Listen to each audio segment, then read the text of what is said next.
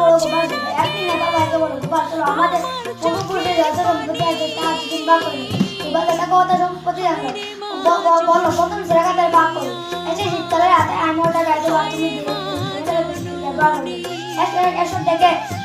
তাদের অনেক বুড়িমা তিনি গোপালকে তাকে রেখে বলে বাবা তুমি এত কষ্ট করছো না বুড়িমা তখন তাকে একটা বুদ্ধি তাদের বুড়িমা তখন তাকে বাবা তুমি একটা কাজ করো দিনে বেলা বিচার করতে পারে